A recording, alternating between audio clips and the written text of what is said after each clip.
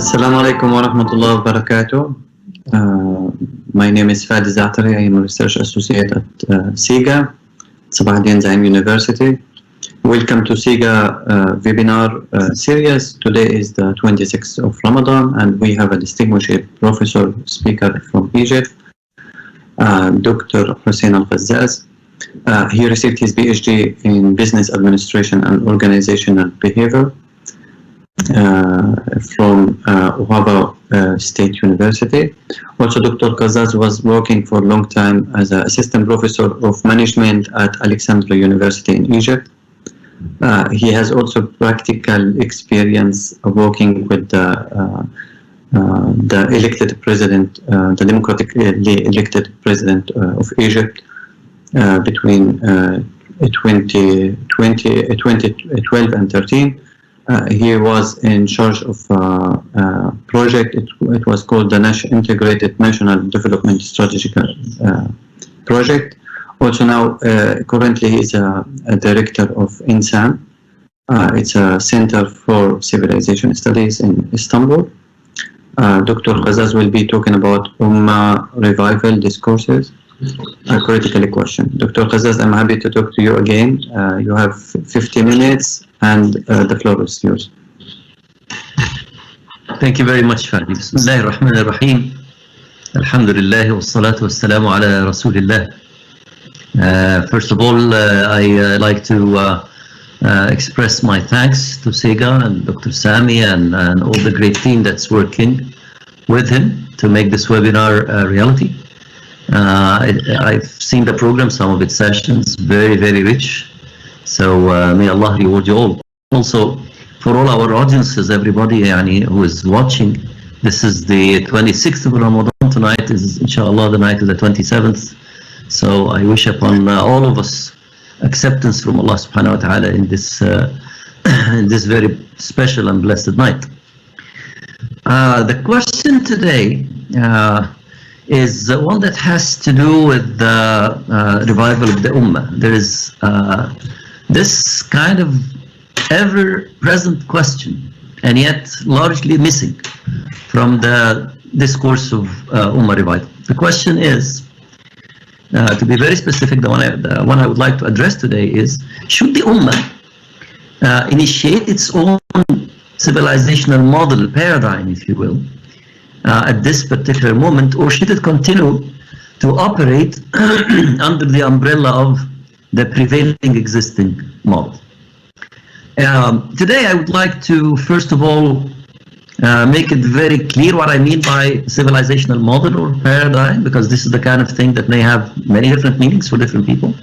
Then I'm going to make the following argument. I'm going to argue that for very practical, realistic reasons, we have actually opted to work under the umbrella of a different paradigm for the past couple of centuries.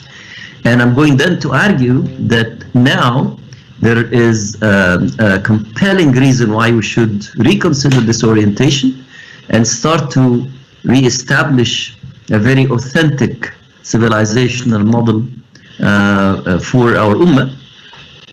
And then hopefully toward the end of the 50 minutes, I will have just enough time, 5 minutes or so, to address this question that I think is always on everybody's mind. How can this be done?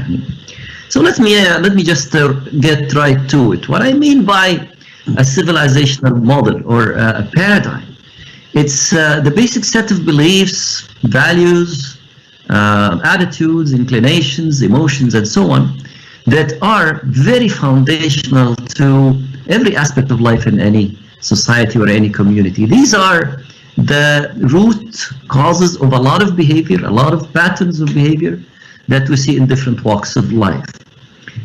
We see it reflected in the main domains of life that any community engages in. Take, for instance, knowledge. Knowledge, as we all know, of course, is not neutral. Knowledge comes out of a certain set of beliefs and convictions and so on and so forth. When I studied organizational behavior in the States, I took a course in philosophy of science. And in that course, the professor, very respectable, very knowledgeable, decent man, came to define what is accepted as scientific knowledge. And he said scientific knowledge is whatever you can measure through your senses or the extension of these senses. Yani stuff you can see, or you can use an instrument to help you see what your eyes cannot see. That's science. That's scientific knowledge. So I raised the question normally, and I said humanity has relied a lot of time before this current civilization on sources of knowledge that we cannot examine with our senses, i.e. religion. The guy was very knowledgeable, very calm. He said, no, listen, we do not neglect or sort of negate the fact that a lot of people get their knowledge from other sources. All we are saying, and listen to this because this is very important, all we are saying is that the knowledge that has the legitimacy to be a reference to our society, to addressing our questions, basing our policies upon, etc., etc., is this kind of knowledge that we can measure by our sense. When you think about that, this whole domain of knowledge then, that is legitimate, like he said, to be reference for society, takes the word of Allah subhanahu wa ta'ala completely out of the equation. As he said, he put it very nicely. He said, religion to you is a personal experience. We cannot base the movement of a society on personal experiences. Religion is like some spiritual powers that some people have, and so on and so forth.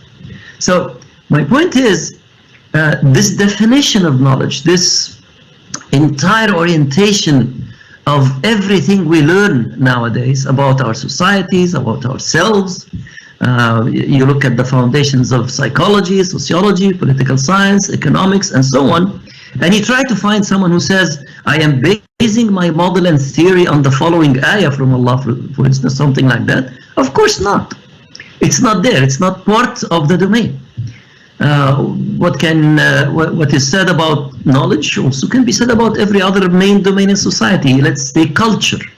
You know what's right and wrong, aib, halal, haram, what's acceptable, not acceptable in a society, the kinds of arts and forms of arts that are acceptable, and so on and so forth.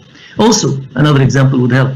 When I first went to the States at the age of 23, very young man coming out of Alexandria, Egypt, you can imagine, attending my very first meeting with a group of students who were working together.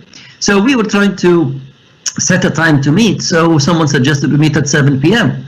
And then one guy in the team said, no, I cannot meet at 7 p.m. I live with my mom. I still remember it almost 40 some years later as if it happened yesterday. He said, I live with my mom. So sort of, the new kid on the block who wants to relate. So I said, yeah, and I also, when I was in Egypt, I lived with my mom and dad, sort of, I am here too. And everybody looked at me, and then it dawned on me that this guy is actually not just relating a piece of social knowledge. He is actually complaining about the fact that he cannot come to meet with us because his mother insists on living with him and not going to a care unit for elderly or something like that. I want to tell you that for the first 2 or 3 minutes, Fadi, I couldn't understand what he was saying. I don't have a schema to understand that. There was nothing in my background, nothing in my beliefs or values and so on that could explain to me that someone is complaining about the company of his mother. It didn't exist, at least at the time, in my profile. That's what I mean by the root foundations of culture. A culture that is rooted in coming out of beliefs that have to do with individuality, me and myself, and so on and so forth, would find this very normal, or at least acceptable. This is a stand that someone takes. But a culture that stems from other values, the ones like we adhere to, would find this very, very offensive. Not offensive, incomprehensible. Like I said, I didn't understand what the guy was saying. One of these days we had a sheikh come to visit us in the States, and he met with a guy in the masjid, and the guy, an American guy, mentioned passing by that he has a girlfriend. So the sheikh looked at the brother was translating to him and said to him, tell him, do you accept it for your mother? أتقبله لأمك? when the translation was done, the guy replied and said, well, yani, if that's what you want, yeah, it's okay. What can I do? That's your choice. Again, I saw it on the face of our sheikh. He didn't understand the answer. Yeah, and there was no scheme in his mind to process such a response, and so on and so forth. What applies to knowledge, applies to culture, applies to political and economic systems.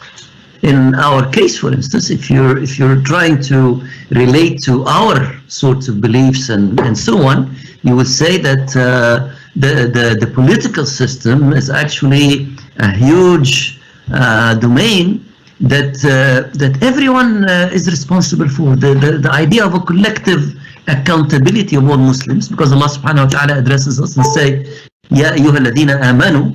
So in our paradigm, there is no such thing as a few elite groups who are responsible for making deen. Making deen is the responsibility of everybody, and so on and so forth. Take every aspect of life. Take, for instance, Umrah, the way we live, our relationship with the place. I was just in a conversation with a friend of mine, and we got to this discussion. We don't have many neighbors in our current time. By the way, that's not a coincidence. Actually, our houses and our streets are built in such a way to host individualistic, isolationist human beings, not to host sociable human beings who are going to build communities and make amr bil ma'ruf and nahi al munkar and have neighbors and so on and so forth. Every aspect of our life is influenced to a great extent by these initial beliefs and values and inclinations and so on. This is what I call a civilizational model. The civilizational model, actually, you can see it in very clear aspects. You can see it in the nature of any particular individual you interact with. You can also see it in the sort of the construction of life, the systems that are built, whether it be paradigms of knowledge, political systems, and so on and so forth, the structures through which we practice our life. You can also see it, and let me also use this as an example just to make my point clearer. You can see it in choices that people make in any society that are very hard to understand or are very hard to find logical or rational unless you go back to this whole idea of the paradigm that's behind their choices. I'll give you an example from my country. I come from Egypt, and everybody knows Egypt is not now known to be a very rich country. Yet let me tell you what we Egyptians have done since maybe the 70s of the 20th century. We took the northwest shore of Egypt, from Alexandria all the way to Libya, and we built a huge collection of summer houses, summer villages, 360 kilometers long of summer houses that only people use maybe a couple of months a year if lucky. I asked when we were in Egypt doing this project that you referred to, Brother Fadi, I asked someone who knows about these things, and I said, how much did it cost Egyptians to build this Sahel al-Shimali, this north shore?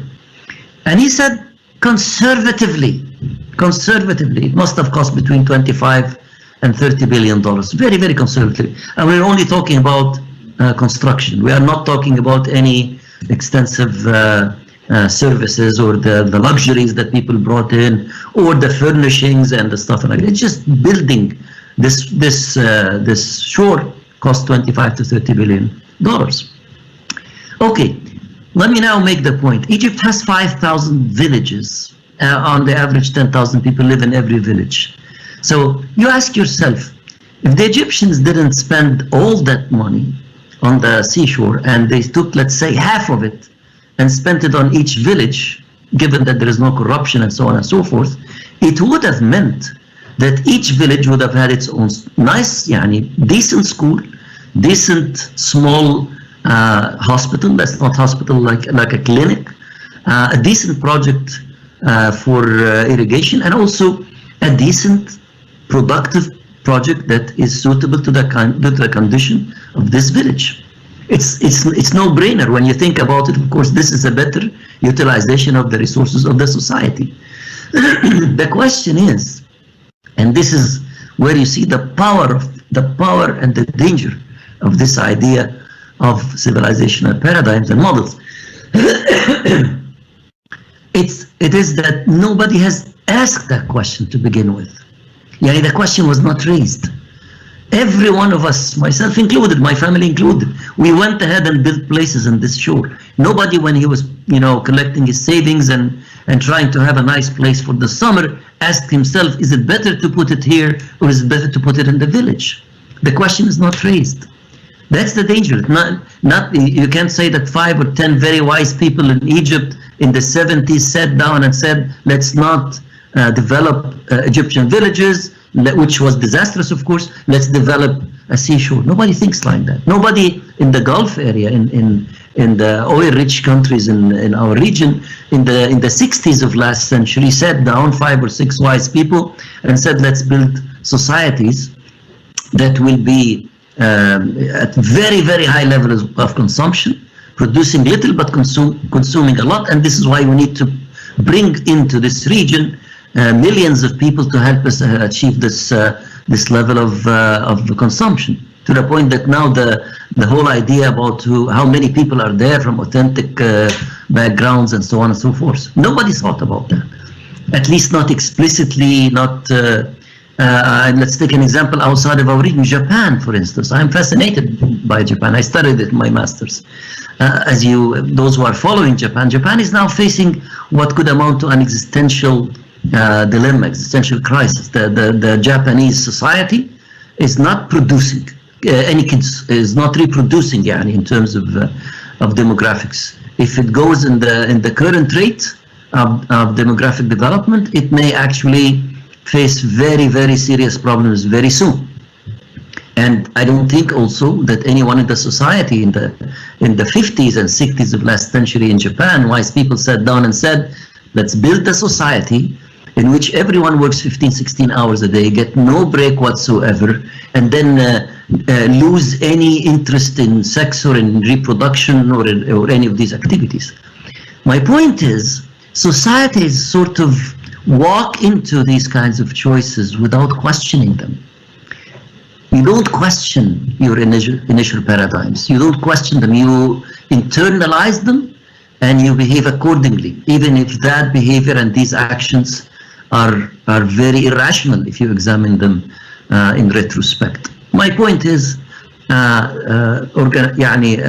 civilizational models and paradigms are very powerful and very fundamental.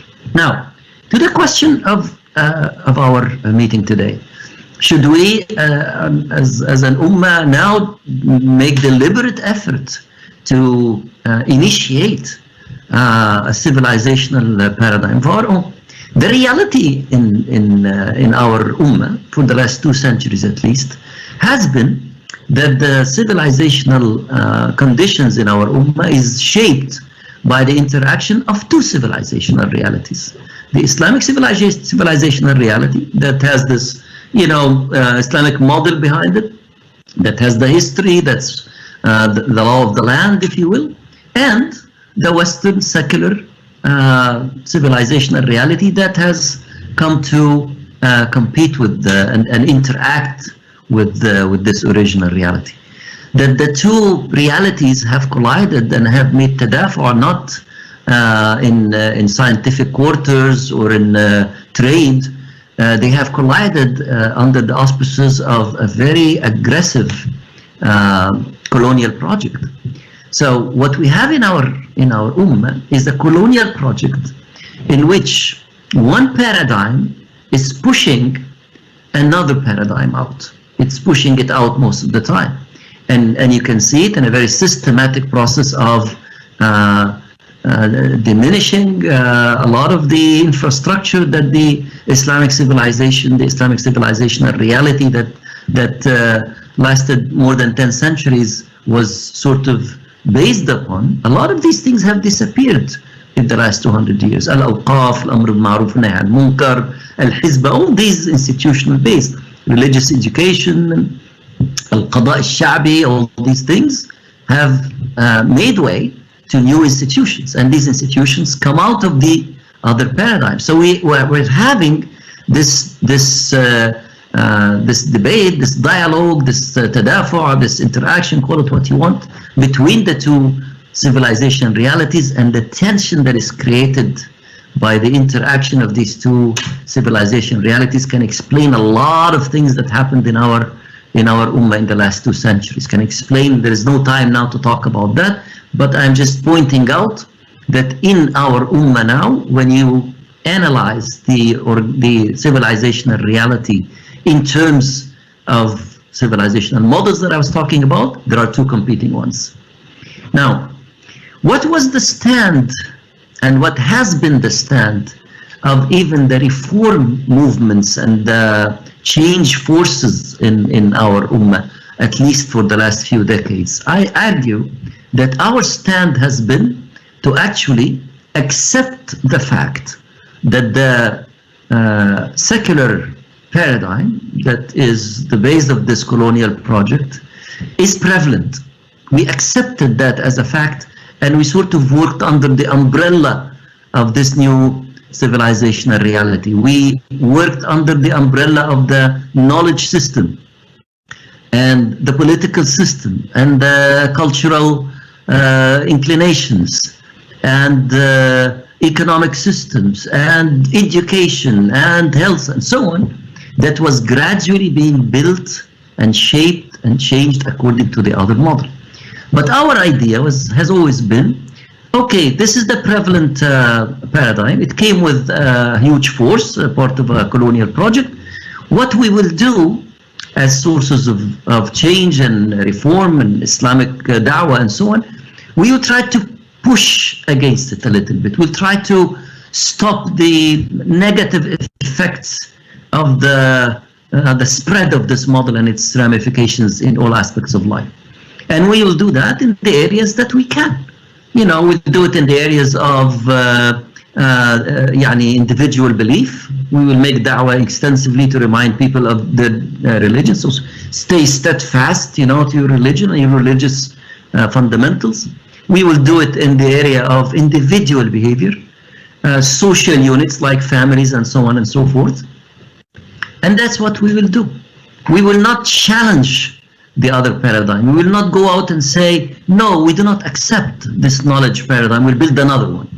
We will not say we don't accept this political system, we'll offer another one completely. We worked under the umbrella of these systems, but we tried to push against them as much as we can to preserve whatever can be preserved in from an Islamic perspective. I'll give you an example, for instance, in the economic side. We all know, of course, that we live under a very capitalist economic system and so on and so forth, with the different kinds of variations. No time for that. The Islamic mind in the last few decades came up with the idea of Islamic banks. Islamic banks are designed for people like you and me who don't want to deal with riba. It's just a huge big thing. So we make, you know, this bubble of Islamic banks that doesn't deal into riba, and we give ourselves, those individuals who have this tendency, a chance to avoid riba. But of course we all know that the economic system is much bigger than just riba. It's built on very, very specific philosophy that, if you look at it carefully, that goes very, very contradicting to the philosophy of ahkam al-mal in Islam, of the wealth and the rules of wealth in Islam, and how it should be used, how it should be distributed, how it should be traded, and so on and so forth. Completely different paradigm. So that's our solution. We don't challenge the system, but we build a little bit of a bubble. We did that with also Islamic schools. Islamic schools that proliferated all over the Islamic world did not have different curricula to what has been offered by the system. Did not have different structure. But it added a few courses of Islamic education, and also it had a different orientation in terms of what we are trying to teach our kids at these schools and so on and so forth. Again, the same strategy. Work under the auspices of the existing system, but try to push against it as much as you can. That's the strategy that we took. Now, I am going to argue now that this choice was actually a very realistic one to make, given the factors that were prevalent in these 2 centuries, particularly the last few decades. I'm going to argue that 3 factors were behind this kind of a choice, whether this choice was made very consciously, subconsciously, discussed and debated, or just something we opted to do. Regardless, I think 3 factors were responsible. The first factor is the perception of people in these reform movements as to the level of threat to religion and identity. People always felt that yes, secularism is sort of very prevalent and so on and so forth,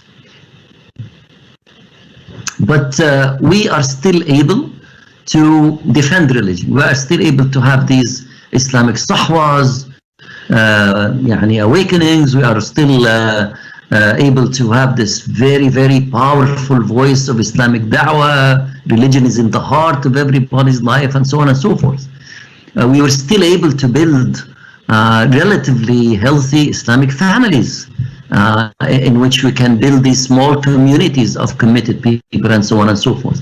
So the perception was, yes, there is a threat, but the threat is not an existential threat, so to speak, to our religion and identity. We were able to preserve those to a large extent. The second factor is the amount of energy and the sources of energy that anyone wanting to start this huge civilizational move and revival need to have to establish a civilizational model. This is not an easy undergoing.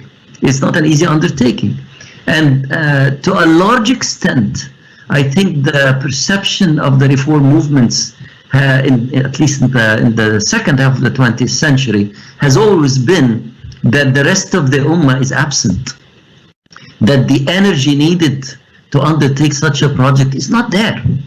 The energy is maximum energy of movements, energy of a current, but not an energy of an Ummah that can actually be put to such a humongous task. And the third element, of course, that has to do with the second one, is this whole idea of the balance of power.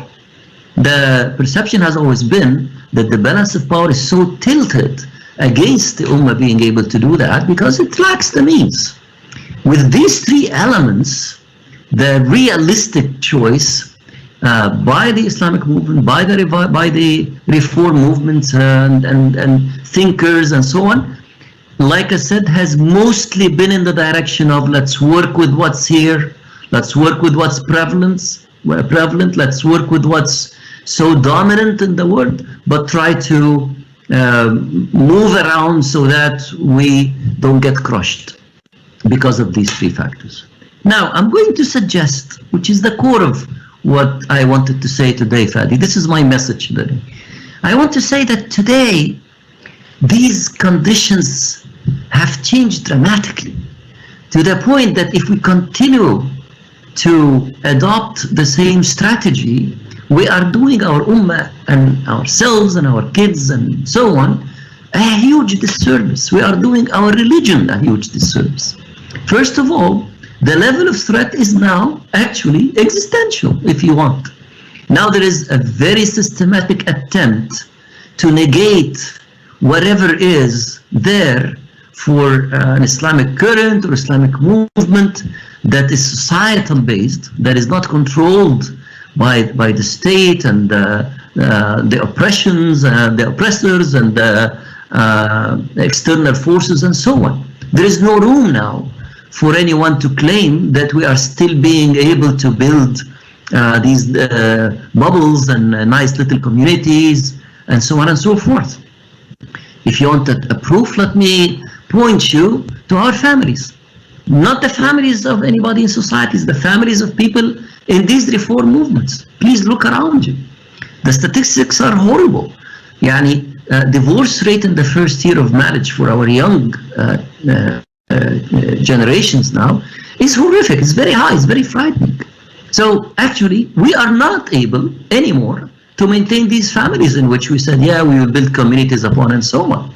Now the attack on the religious interpretations is as we can all see, يعني, is coming from all sides. It's coming in a very, very orchestrated, very smart, very confusing way to anyone who really wants to understand how this religion relates to any attempt to build life, to build civilization and stuff like that. There is no time to go into that, but I think the point I'm making is the threat is now very real. And if you ask me what's different, yani this has been the case for 2 centuries, I tell you now. The colonial project is like any human experience, it's evolving. What's happening is the colonial project in our countries have entered a new phase. And again, some people don't like this assessment or this assertion that I'm making that there is a colonial project in our ummah because we are all independent, right? And I would like to offer the following definition so that we don't get entangled in these kinds of debates. To me, an independent nation is the one that can build and enforce its own civilizational model and paradigm. So if you think we can enforce our own civilizational model and paradigm, and this life we live now is the product of that, then we are independent indeed. I would argue the exact opposite. I would argue that we have institutions that are occupied by people of our own nationalities, institutions of power, institutions of leadership, cultural leadership, economic leadership, and so on. But the core of these institutions and practices has nothing to do with our paradigm at all, as we can tell. So my point is, the first of these 3 factors, the threat is now much more real and much closer. The second element, the energy question, I don't know, if we don't see and read this wave of revolutions that is sweeping the Arab and Islamic world, and this massive change that is taking place around us, if we don't see this as a sign of a lot of energy in this ummah, then when and how we will ever see such an energy? It's now an energy of an ummah in a real, very real sense. An energy that is very rejecting what's going on, but very confused as to what to do. This is the time where this energy needs a direction, but it's there. It's not an energy of a movement anymore. It's not an energy of a current or an elite or a set of thinkers or a group of people in a bubble. There is huge, widespread rejection of the conditions that are surrounding us, and the huge, widespread energy and in terms of needing to change that reality. So the second element is there now. The threat is real and the energy is there. The third element is the same, of course, even worse. The balance of power is definitely not in favor of the ummah doing something big easily. So it's going to be an uphill battle. It's going to be a very hard thing to do. But let me just say that if we don't do it, it will become harder by the day, because as you can tell, there are some very basic elements of our very existence that are now being very disturbed. Very disturbed. I want any one of us to just close our eyes and think 2 generations ahead. Think of my granddaughter and your granddaughter, my grandson and your grandson. How will they live if nothing is done now? What will their daily life look like in terms of what they learn, how they entertain themselves, what kinds of jobs do they do, what kind of relations do they have, what kind of political power and authority that they relate to, and so on and so forth. You really think about it, it's a very gloomy picture. And if you cannot have this imagination, just look outside the box a little bit and look at other societies that have adopted this other model that we are trying to push against now, and see where they are at. Because again, this is remember that this is a dynamic process. What you see today in our countries is going to be different in 2 generations, as much as what you see today is different than what was the case 2 generations ago. So my point is, it's time now, with this threat and with this energy to capture this moment and start building our own civilizational model. And when I say civilizational model, I of course mean that we need to start another round of civilizational experience that is inspired by this model. The model is not a theoretical, conceptual thing. The civilizational model, as I explained it, is the root of a society moving in every aspect. So we need to start building ideas, concepts, feelings, attitudes, tools, and so on that are going to spread in every aspect of life. This is how we start a new civilizational reality, a new civilizational experience inspired by Islamic values, inspired by an Islamic paradigm. So I would like to offer today, on the basis of this analysis, that the question that I posed in the beginning should actually be altered.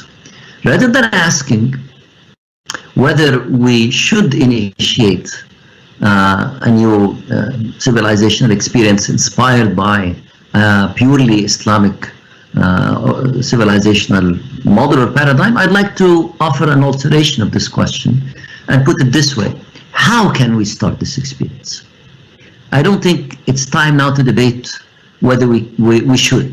I think now is the time to put a lot of energy into the more difficult and more complicated question of how we can do that.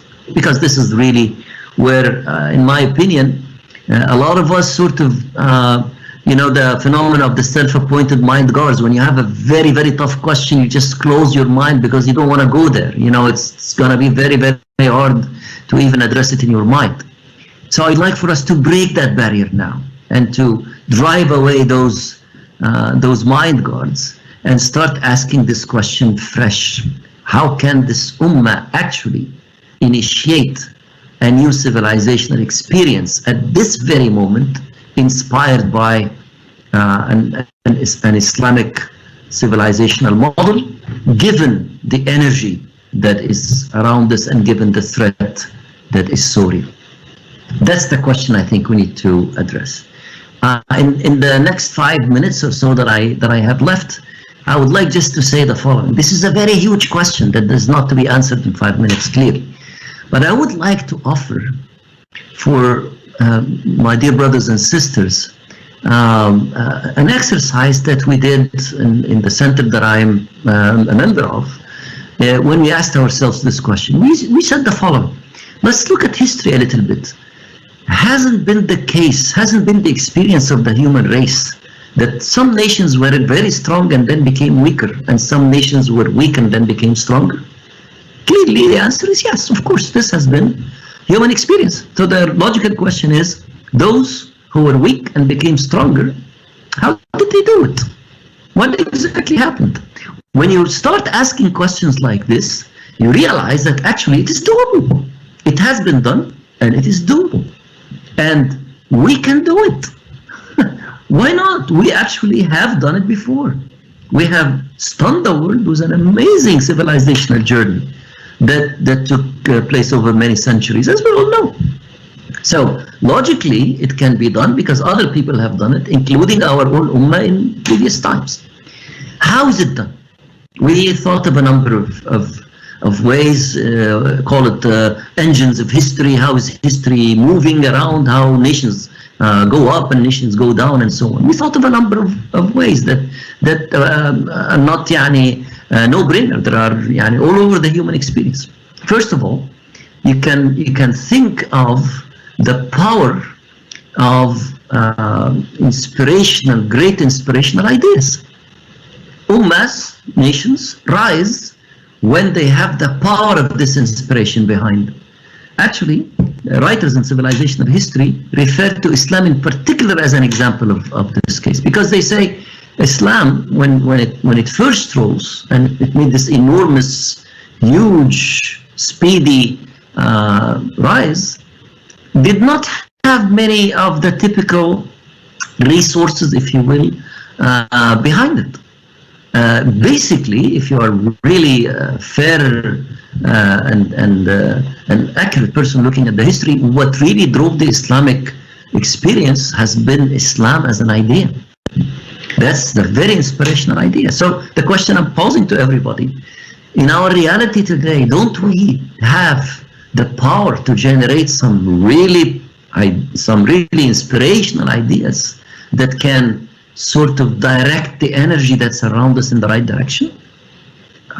Yani, please look at what Malik ibn Abi has said about ideas, and how we have living ideas, we have dead ideas, and how if we let down an idea that's so important in our time, it will come back and take revenge on us and all these things.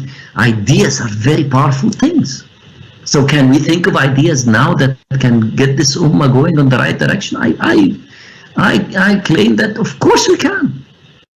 Number two, also history tells us that these ideas were carried out by powerful, resilient, very capable individuals.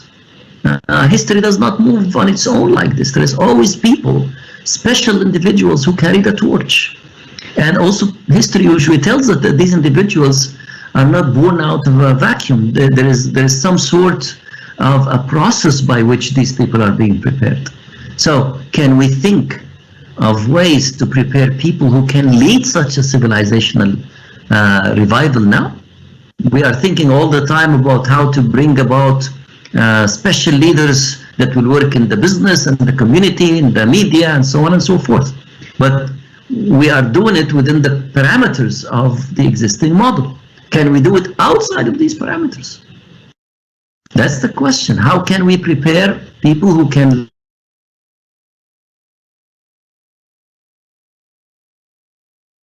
approach is that, and also this is what history tells us, that nations rise when they get the opportunity to build healthy societal domains and healthy families and healthy communities and so on.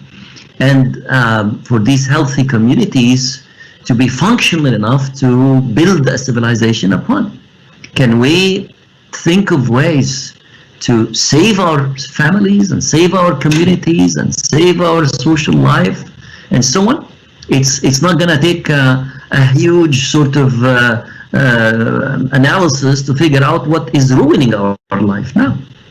We need to just look at it honestly and appreciate the fact that we are living under the umbrella of a civilizational model that has reached a very dangerous level for its own right. It's a dangerous level for anybody.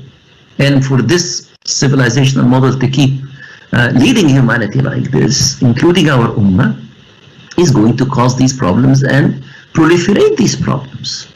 Again, this is something we can think about, work on, and so on and so forth, if you want to think of different approaches. History also tells us that nations have risen when they did the right thing in terms of tools, of building, of making disruptive technologies, of coming up with new managerial and administrative systems, and so on and so forth. Creativity. Can this huge pool of young people around us be utilized for all the resources they have in the right direction to come up with new solutions, with new tools, with new approaches, with new avenues of performance, with new disruptive technologies and so on? They are doing it on a daily basis, by the way. But again, my point is, can we do it outside of the realm of the prevalent ways of thinking and so on and so forth? So my point is, yes, if we go over a list, it's a long list of the factors that can be used to and attributed to the growth of nations and the diminishing of other nations and so on and so forth. We can go through the list and think of things to do. So my point is, yes, let's break this barrier and answer the question in the following way. Can we? Yes, we can. How? Using these things, using these approaches, learning about them. And we are Muslims. We know that at the end of the day, if you put the effort, Allah subhanahu wa ta'ala comes in. Because history is not moved by these factors that I said. The history is moved by the Qadarullah subhanahu wa ta'ala that is manifested in these things. Qadarullah is guided by sunan, by laws that we need to learn and apply, and is also guided by المشيئة المطلقة, Allah's will, kun fayakun. So let's do our part, and let's break this barrier that is very hard, and start doing it. And you will see that it's much easier than we think. Yeah.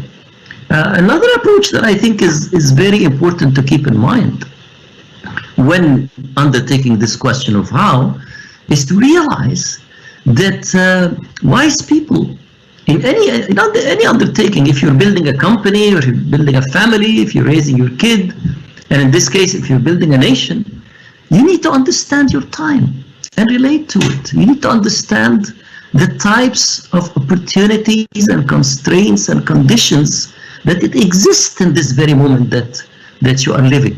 Let's make sure we all realize that this is not a moment in which we are going to rise suddenly and in a very aggressive way. This is a moment of yaqaza. This is a moment of just waking up. We are now at the beginning of a very long and tough journey. So we need to ask ourselves, what are the priorities for people who are in this kind of phase?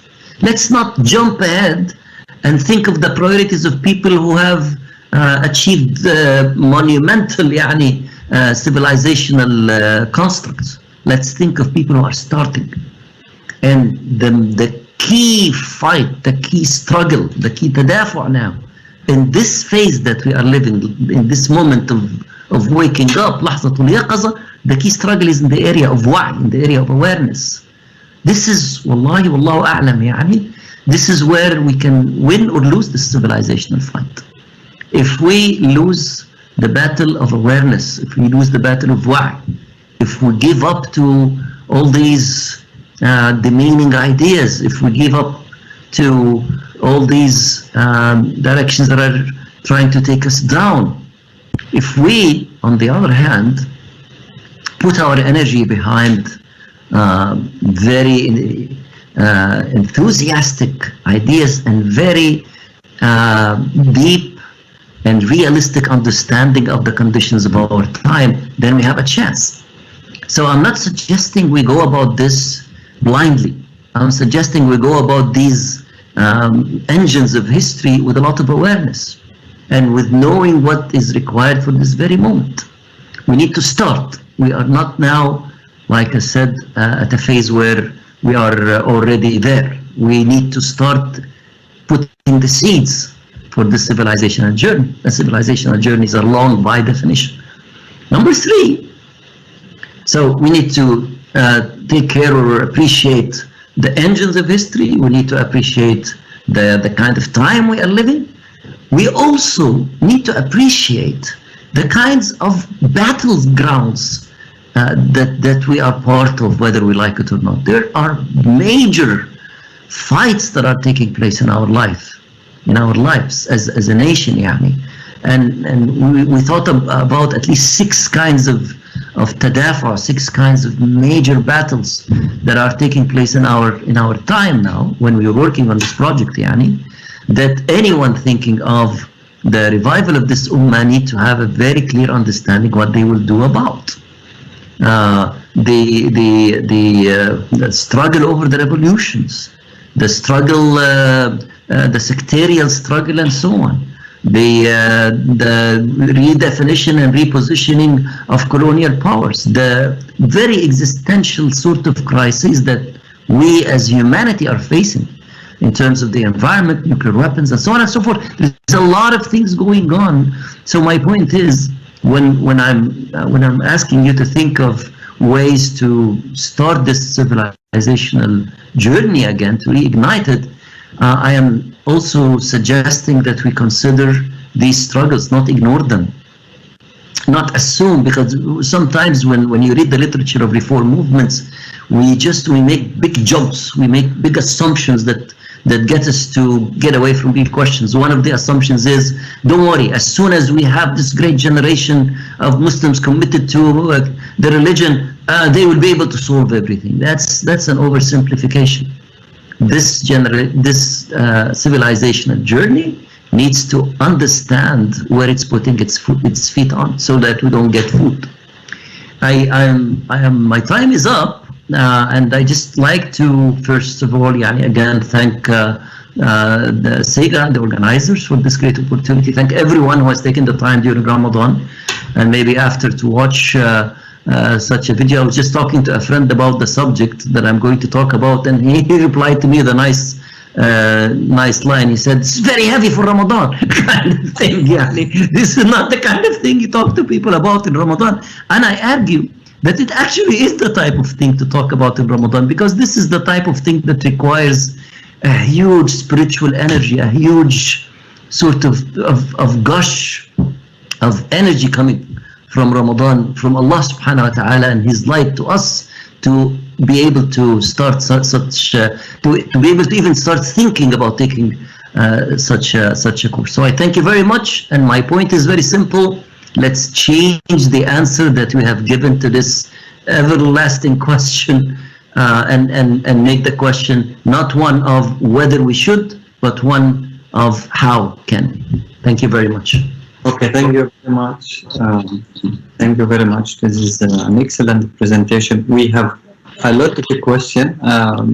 Let's try to manage to ask some of them, and then maybe we will get a few questions together. But in the beginning, I would like to ask, because I was looking at the title, it's Ummah Revival, and then I discovered later in the presentation that it's more about civilization and discourse.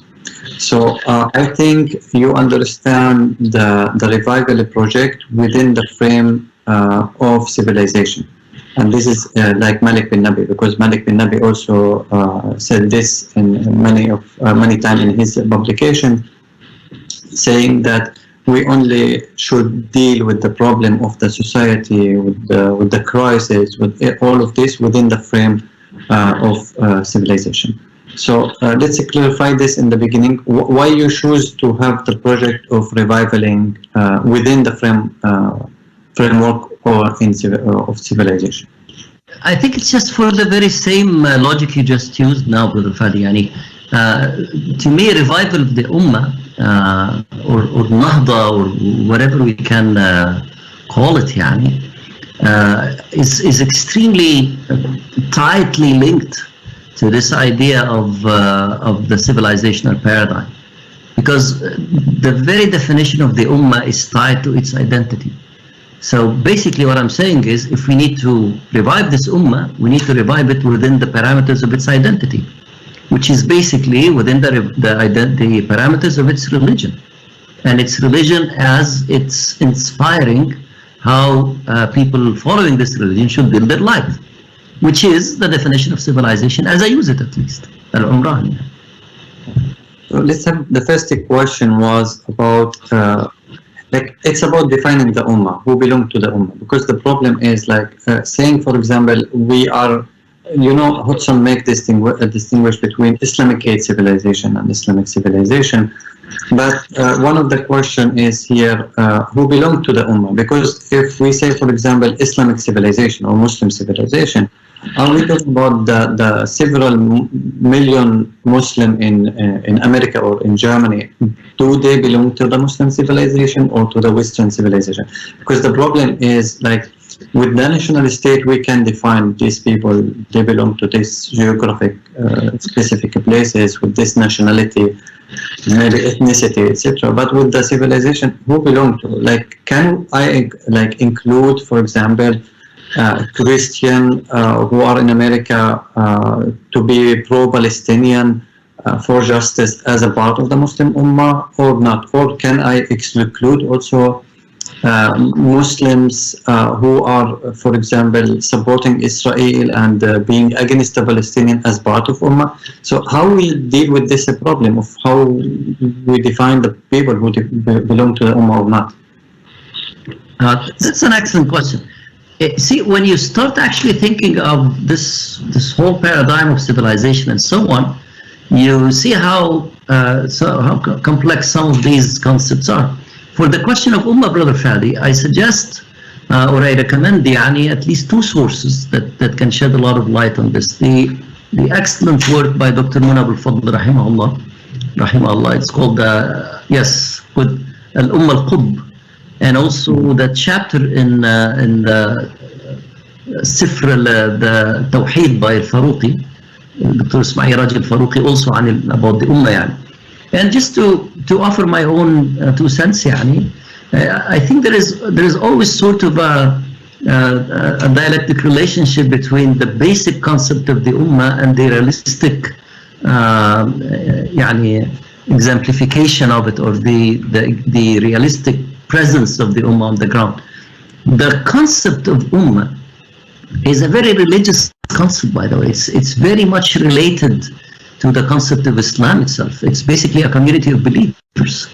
And as we're told in the Quran, it's this community of believers that have started from day one of Khaliqa يعني, and will go on until Allah subhanahu wa ta'ala يرث الأرض ومن عليها. It's everybody who believes that Allah subhanahu wa ta'ala is the creator and accepts the reference to deen. So that's the sort of the basic concept of what an ummah is. And this is why also Dr. Abul Fadl says that in that case we need to remember that since everyone who believes in Allah is expected to invite others to the path of Allah, that's part of being a Muslim. So actually humanity can be sort of thought of as 2 groups, very, very, very broadly, very loosely put يعني. Ummah al-Iman, Ummah al-Da'wah. Either people who are there already accepting the reference of Allah subhanahu wa ta'ala and religion, or those who you want to invite to. So in that sense, no one is excluded in any brutal way, in any sort of predeterministic way that this can never be belong to this ummah, and so on and so forth. And this is where the other complication comes in, which is the realistic manifestation of ummah now. Because now we can think of geographical regions, you can think of nationalist states, and you can think of groups within other nations and so on that take very different stance to this question. So my point is, when we talk about the revival of the ummah, we are actually talking about even the reform of this reality of it. Yani we are not going to accept this reality that an ummah is based on, let's say, these 22 Arab countries and several Asian countries and so on. This does not go along very well with the concept of an ummah from a religious point of view. But when you want to implement any programs to bring this ummah together, then of course you have to take into consideration where people fare, in where they stand, what they do, how they relate to this whole idea of religion. Like you said, are they actively against some basic religious causes and so on and so forth? Not with the mentality of excluding them, but with the mentality of understanding the complex map that you're working with. But let's also always remember, because I think that's also another misleading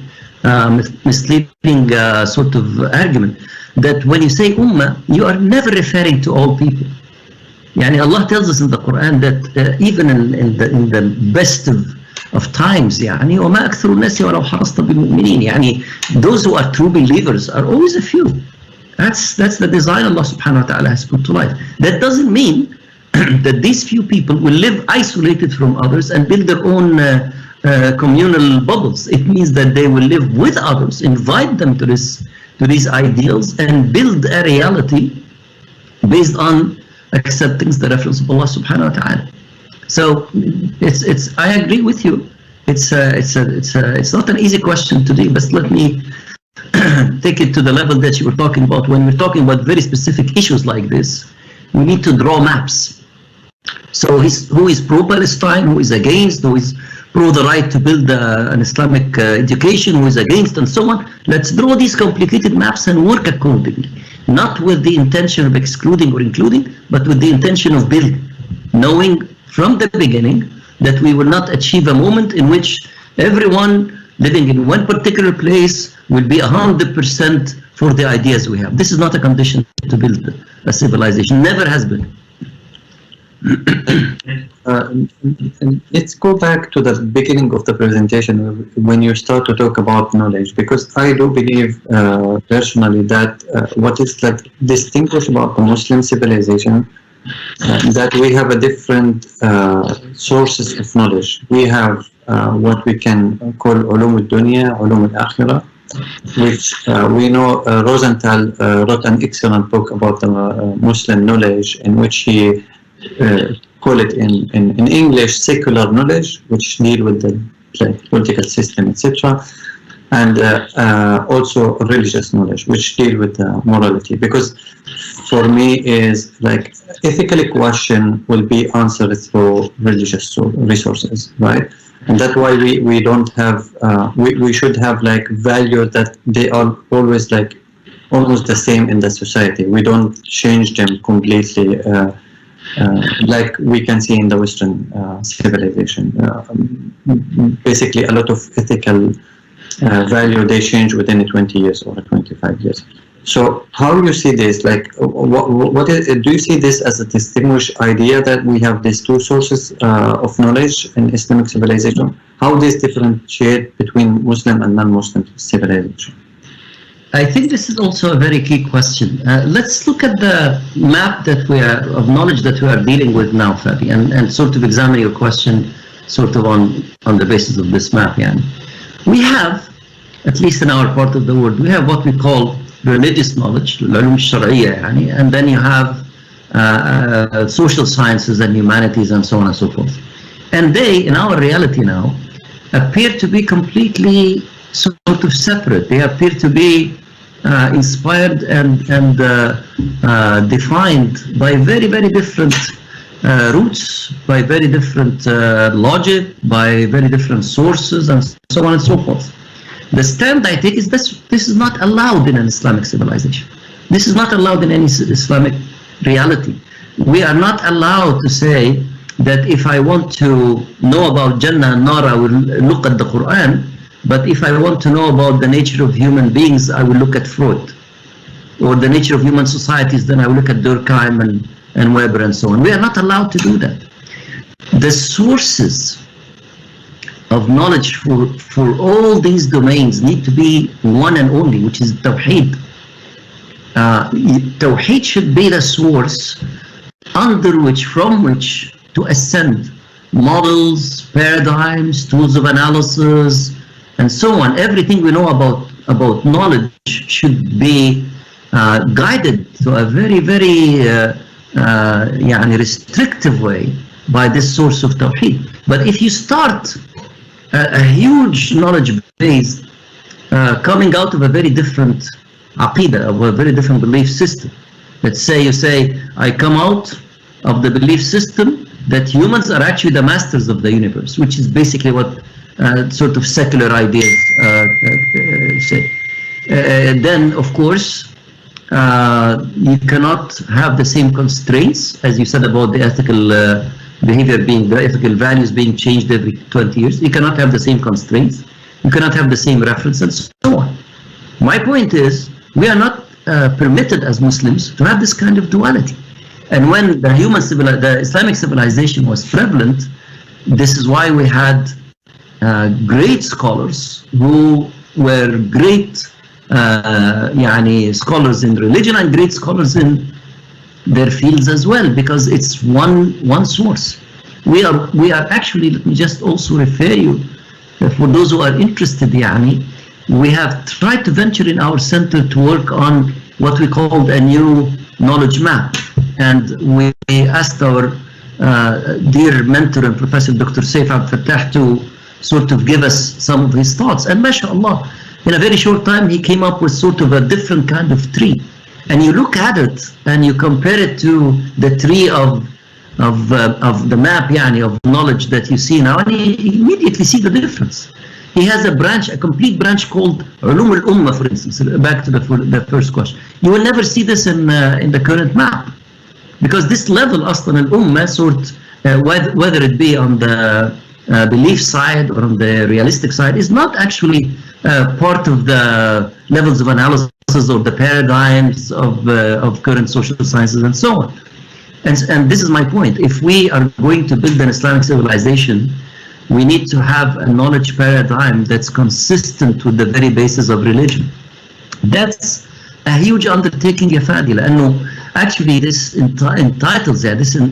entails building a completely new مؤسسة علماء, as we refer to it in the Islamic history, completely different institution of scholars who have learned in different ways, who have been taught different things, who have different roles in society, and so on and so forth. This is a huge undertaking.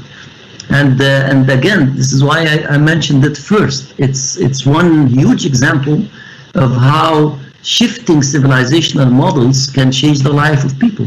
Because what's more powerful than knowledge in my life and your life? When we want to address questions relating to our personal lives, or huge questions relating to political systems and economic system and so on. If we don't have the foundation and the construction of an Islamic knowledge, we have no way of doing that. Okay, thank you very much. I mean, in the West, when you look at how the Western scholars they deal with this issue of religion and civilization, it's really amazing, because you can read, for example, Norbert Elias, who wrote 2 volumes on the process of civilization, in which he study 900 years free society in Europe without almost mentioning the idea of religion or church, which is like amazing how he could build or talk about Western civilization without totally, or let's say ignoring, I believe with intention, the idea of religion. But on the other hand, you can see, for example, other philosophers like Albert Schweitzer, for example, who is very known about his model of civilization. He's a German philosopher. He saw the religion as a source of morality, and with this we move to a question. It came on Facebook, how civilization changed morality, and I will take also a question from here. Basic question, basically, I think it will take very little amount of time to answer it. Where we can start, whether on the individual level or collective level. Okay. Where we can start is a great question I like, because this is the kind of question that goes to work. You know what I mean? This is why I really like this question. And I think that we also did some work in our center to try to address this question. How can we start on an individual level? What can I do personally to position myself in such a way so I can be part of this drive? Then, on the collective level, if I'm going to do things that I cannot do alone, how can I do it with others? What kind of organizational paradigms, what kind of platforms, what kinds of systems, what kinds of tools do I need to relate to, learn and relate to, and network with other people and so on, to be able to build these platforms? So there is a lot of things we can do on individual levels, on collective levels, on very longer term, on very shorter term, and so on. But my point is, the starting point in all this is for every one of us to understand 2 things. Where he or she really stands, yani what is it about me that will make me helpful in such a project? What am I good at? Where are my connections that are very useful? What is the country that I live in, and what can I live from, what I can learn from living in this country, and so on and so forth. So I ask questions about me, okay? And then I get a basic understanding of what is needed for this civilizational project to take off. And I make the match. So I say to myself, for instance, if I am one of those people with this great intellectual capacity and so on, then I'm going to work in this domain of knowledge building. Okay, that's my task in life. I am going to go after this map that Dr. Saif was talking about, figuring out how to build new paradigms for ulum al-ummah, ulum al-insan, and so on and so forth, and hence be part of this ulama institution, the new one. This is my life mission. No, the other man, the other person, I am not really that intellectually inclined, but I'm very active. I have a lot of connection. I'm going to work as a social leader. I'm going to inspire others. I'm going to work on a lot of programs to initiate different kinds of activities and so on and so forth. So basically, to start on this civilizational project, you need to understand yourself, and you need to understand what is required and make the match. Okay, I'm trying to categorize the question because a lot of the question. We have here one question. It's asked about the pandemic. Like, do we have like a kind of opportunity within this international environment where we have problems? The second the question is also there is this idea of internal and external enemy. One is asking about should we focus more on the external enemy or the internal enemy? Also, one question about the Muslim Brotherhood in Egypt, the 1 year the rule. What did they didn't understand? Like what do you think? Because you have already direct experience with them. Like what do you think they should do in different way? If you come back to the authority, what would you do in different way? Okay, the pandemic question. I think these kinds of major events like this, I think we can all agree, they do not create a reality. They do not create something that was not there, but they expose it. They expose whatever was there and maybe accelerate the development of certain phenomena. So the change we are seeing now has not been created by the pandemic. It's actually has been created longer, much longer before that. But the pandemic came to facilitate and accelerate a lot of changes along these lines. One of the major ones that I think is in favor of our project is that number one, it showed us and showed everybody how this humanity, regardless of all these attempts by different forces to position themselves as above everybody else, as superior and so on, I think it came to show us how we are all in the same boat, how we are all at the end of the day creatures living on this planet and being exposed to the same kinds of dynamics. That in itself is breaking or should break this huge barrier. The other thing that I also think the pandemic is showing is also showing that what rosy picture has been drawn about this much more advanced civilization and so on, we've actually seen that on the ground in a test like this, this rosy picture didn't turn out to be that rosy after all. It shows us how people are have been trained in a very aggressive and a very sustainable way to be selfish and to be very individualistic and so on and so forth.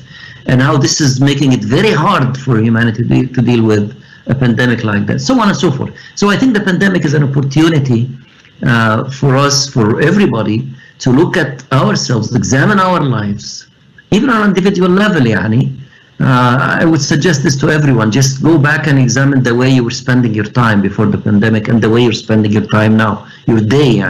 Look at your day, how it was before the pandemic and how it is being spent now. You will see a lot of things. You'll see a lot of things about your adaptability as a human being. You'll see a lot of things about many things that used to be that are not really essential. Even some of the things that are very distractive. We were leading a life of massive distraction all the time. Now, a lot of people, I did a few sessions during this pandemic period, and I asked my friends and brothers and sisters in these sessions what they feel about the pandemic. And mostly, one of the most repeated, most frequent answers has always been, I realized that I actually have a lot of distraction in my life that I can do away with. I have been sort of having no time to think of myself. Now I have more time to think of where my life is going and so on, so on and so forth. So that's for the pandemic. External enemies or internal enemies, I think the question is referring to people who are living with us who don't share these ideas. I think it's very important to realize that this is going to be a long-term tadafa. And tadafa starts actually, it's a huge process. Tadafa starts up with ta'aruf. We need first of all to make sure we know what is going on internally and externally. And from my humble experience, just to address your question, I have noticed that many people in our, particularly Arab countries, to be specific, yani, many people in our Arab countries, in spite of this globalization and all these tools and so on, maybe know a lot about their local realities, but know very little about external. Addressing your question, yani, know very little about the real makeup of the civilization that we're talking about and the civilizational model that's prevalent. Know very little about the suffering that any average human being living in any one of the capitals of the Western civilization is going through, and so on and so forth. There are very vague pictures of this external. So my advice would be, let's use this opportunity of this pandemic on the one hand, and also our attempt to start to build a civilization. And of course, to build a civilization means that we'll have to have shuhud on people. Let's first start by knowing these people. Let's get to know them. Let's get to be empathetic with them. Let's identify with causes outside of our realm, the way we identify with our own causes, and so on and so forth. This is the way for us to carry a civilizational revival torch.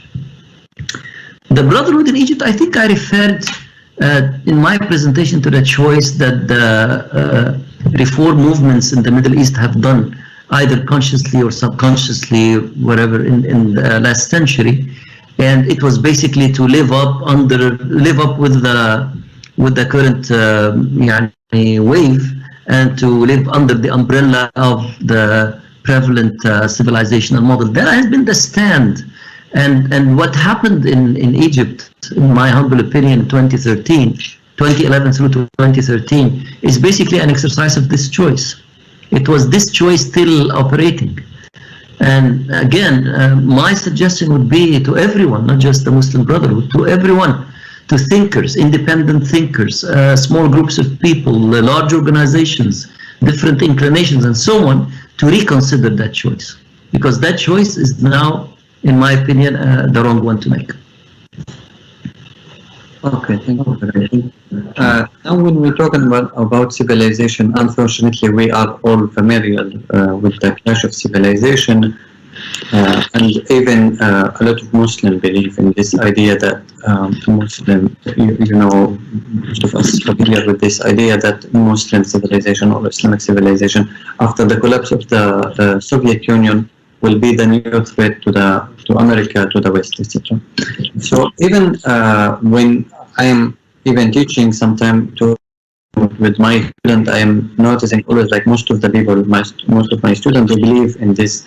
There should be a conflict between different civilizations. But I don't believe on this personally. It's not necessarily that we will have a clash between civilization if we have a different civilization. So I would like to listen. What do you think about this? Whether you see the conflict is a necessity or not? We have also one question here about we have in the Muslim civilization or Muslim society a lot of conflicts, etc. And how can we minimize this conflicts? And also one question also about conflict. It's like most of civilization were born out of conflict. So the question here, how can we minimize the destruction to reach to this civilization without having a huge destruction as we are witnessing in the Muslim society? Okay. First, the question of the clash of civilization that you're referring to, Paddy. I find it ironic because, in my humble opinion, we are not leading a civilizational reality now. We are not leading a civilizational experience that is ready to clash with anyone. It's not there. We are colonized countries taking very defensive stands, at least the way I see it, as I explained in my 15 minutes talk.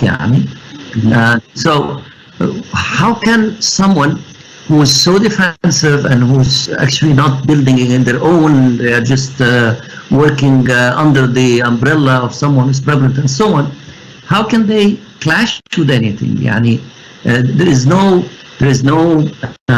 paradigm that is materializing in a set of institutions, practices, and so on and so forth that is going to clash. I'm talking, of course, about the Ummah in general, making a very sweeping generalization, not taking into account, of course, the very significant differences between parts of the Ummah and so on. I'm just talking in general. But I'm just saying that we should be careful with ideas that get very popular like this, like the clash of civilization and the end of history and stuff like that, and understand it not in the context of our Ummah, but understand it more in the context of the development of the Western thought itself. The Western thought and also the power relations within major Western countries and so on. That can explain to us a lot of these things. So I agree with you. This is almost an irrelevant question, to be honest with you. But conflicts, I think Allah subhanahu wa ta'ala told us that التدافع, not conflict is a small part of التدافع. التدافع is a much bigger sunnah يعني. But التدافع is sort of a يعني fact of life. It's actually a positive force in life. لولا دفع الله الناس بعضهم ببعض لفسدت الأرض يعني, as the Quran tells us. So will there be تدافع? Of course there will be تدافع. How harsh will this تدافع be? What is the enormous cost that can be paid and so on and so forth? I believe, particularly looking at the experience of the Prophet ﷺ and the Sahaba, and I believe that the stronger we are in building this foundation, the less likely we are to be victims of these conflicts. Let's just put it this way. If we are steadfast enough, strong enough, aware enough, did our part, used the sunnahs, asked the help of Allah subhanahu wa ta'ala, took the right attitudes. Because Muslims, by the way, when they build civilizations, they don't have the attitude of, I'm going to build civilization to attack others. I'm going to build civilizations to make shuhud on others. That's a very different concept. Because da'wat others, the invitation of others to the path of Allah, to this kind of civilization, is part of my mission. I want people to see, for instance, let's take some down-to-earth examples. I want people to see that if this Islamic model is applied, then better healthcare systems will be in place. That this inequality that's killing the world now is not going to be there in any significant way. That justice that is being compromised all over the world is going to be restored as a main value, and so on and so forth. That's what I want to do. This is my main motivation, because this is what Allah told me to do. My civilization is to actually enforcing these kinds of values and meanings and practices and so on, and showing people that following the word of Allah subhanahu wa ta'ala leads to this kind of life. It's not at all a mission to go out and destroy what others are doing. It's a mission to go out and show others what this can do. Now, if these others decide that you don't have the right to build this kind of life, you don't have the right to build a life that's based on what Allah subhanahu wa ta'ala says, then Sunnah al-Tadafa takes its course. Very true. Okay, thank you very much. Maybe the last time now we ask, because time is very limited. Like we have a lot of problems, we have a lot of things to work in our society. So the question is, what is the priority? Like where we should start? Should we start with building political system? Should we start with building knowledge or focusing on health, etc.? So where do you see there is should be focus for us? Also, could you please tell us about resources, maybe 3 to 5 resources where the audience they can read to improve their knowledge about this idea of civilization or because we know always changing is not about following the media or journalists, etc., but it's more to have a deep understanding of the political system, of the a basic equation. And we know this in Egypt, for example, the people going to demonstrate, all of them say Karama, dignity, freedom, but everyone will define this in different way. So do you have some resources to tell us that we can maybe get inspired about more deep philosophical or political theories question. Okay, I will answer this second question first. It's easier. I will, inshallah, yani from our work in the center, I will send a list of readings to Dr. Sami yani, and to CIGA, and of course you're very yani, welcome to share it. It's just a very small collection, more of a sample of things, of what we consider to be foundational readings, things that you need to read first before you delve into specific detailed questions and so on when it comes to Umrah and civilization and so on. To the first question, the priorities, which I think is going to be our last, I like to think, you can think of priorities in two ways, horizontal and vertical. The question basically was sort of a horizontal question, yani which areas should we start with first? I would like to turn it around and say, let's answer it vertically. Which phase are we in first? Okay, so we are in this phase of creating awareness and knowing where our feet are and so on across the board in all these horizontal areas. So I think we need to cover all the horizontal areas, but making sure we know where we should put our emphasis, depending on understanding the requirements of this particular phase. So I would put a priority more into a time dimension rather than on a scale of tasks. Well, great. Thank you very much. This was a very great discussion with you. We hope next time we will have you in the center, Sabahattin Zine University in CIGA, rather than talking to you online without seeing, like being next to you. So we are very glad to have you again. Thank you very much. And tomorrow we will continue our seminars. Tomorrow we have also a conversation on Kashmir and Palestine and the struggle for freedom. We will have two speakers, basically President Masoud Khan, who is the President of Kashmir, and Professor Dr. Sami Alarian.